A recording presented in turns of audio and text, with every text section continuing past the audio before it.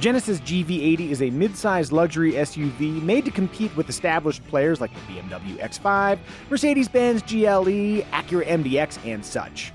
There are many ways to define luxury, but to me, this one is particularly compelling.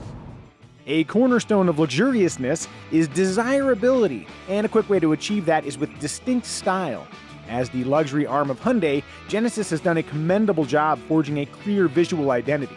The GV80 checks all of Genesis's style boxes.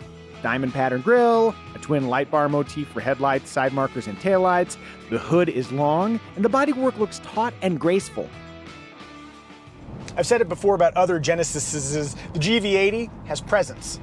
Luxury also demands elevated quality. Explore the GV80's interior, and you'll experience quality touch points and countless knurled surfaces for tantalizing tactile enjoyment.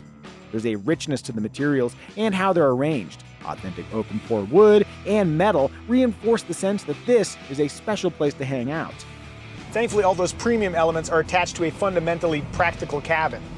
Outward visibility is good, and rear passenger space is abundant, as expressed by my 5'10" body sitting behind my ideal front seat position.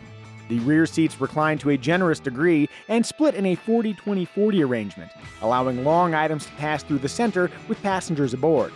Further rearward, there is a respectably roomy cargo hold with available electronic seat releases, but I wish the cargo floor were lower for easier loading. FYI, Genesis offers a power-folding third-row seat, but only on the 3.5 Advanced Plus trim, and from what I hear, it'd be awfully tight for anybody but a child.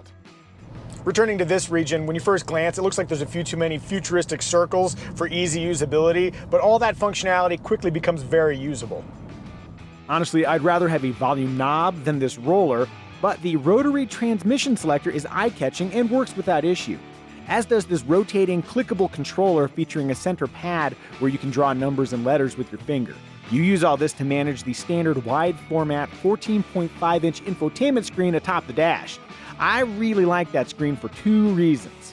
One, the wide arrangement puts a lot of screen real estate right below the road where the driver should be looking anyways. And two, it's a touchscreen. Even though it's a long reach for the driver, it's nice to be able to poke the icon that needs poking.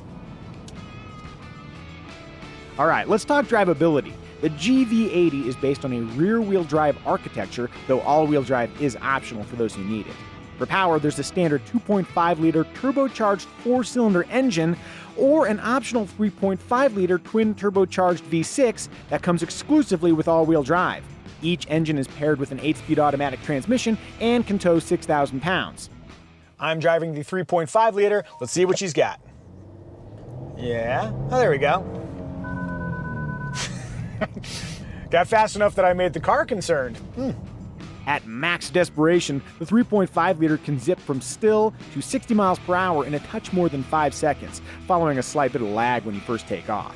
Realistically, either engine can move you with commendable haste, but there's a good reason to spring for the 3.5-liter. It comes paired with an adaptive suspension featuring Road Preview. Road Preview uses a camera to read the road ahead, then adjust the adaptive dampers for maximum ride comfort. True enough, our GV80 drives with a sophistication that speaks to its luxurious intentions. There's also a sporting side for those who drive with gusto. Honestly, for an SUV, this thing hustles. Corners reveal another interesting detail. The GV80's standard steering rack offers both variable effort and variable ratio, meaning at low speeds it takes fewer turns to reach maximum steering angle, while on the freeway, the ratio is slower for enhanced stability. Technical details aside, the GV80 either feels appropriately planted or lively, depending on how fast you're driving. You can further explore that variable nature via a range of drive modes. Overall, I really like driving the GV80, though I will quickly lodge a complaint. The brake pedal has kind of a spongy feeling that you have to press through before any real braking action happens. Yeah, that could be better. In the pantheon of Micah complaints, that brake thing wasn't so bad. I'll also note that steering efforts can feel a little bit heavy at higher speeds, but again, these are manageable concerns. As you'd expect, the Genesis GV80 includes a standard array of active driver assists, including automatic emergency braking with pedestrian detection, dynamic cruise control, and lane keeping assist, which operates without the twitchy steering action found in some similar systems. Rounding out this video's premise, we've got indulgence, a hallmark of the luxury experience. To that end, the GV80 option sheet can add niceties like Nappa leather 16-way front seats, heated second-row seats, remote parking abilities controlled via the fob, a very cool 360-degree camera system, this gauge cluster blind spot camera, and a 21-speaker Lexicon audio system that sounds brilliant. What's cool is that you don't have to buy the fanciest trim to drive a luxurious GV80. Even in base, roughly $49,000 guys, the standard equipment roster includes smart key access, a hands-free power liftgate, 10 airbags, heated front seats, and a 10-year, 100,000-mile powertrain warranty. In fact, ventilated front seats come standard on all but the base trim. It's that value story that I think makes the GV80 such a compelling buy. The GV80 looks and feels like genuine luxury, but throw price into the equation and something wonderful happens. A base GV80 is about $10,000 cheaper than a base BMW X5, and it also undercuts the Audi Q7 and Mercedes-Benz GLE by thousands of dollars.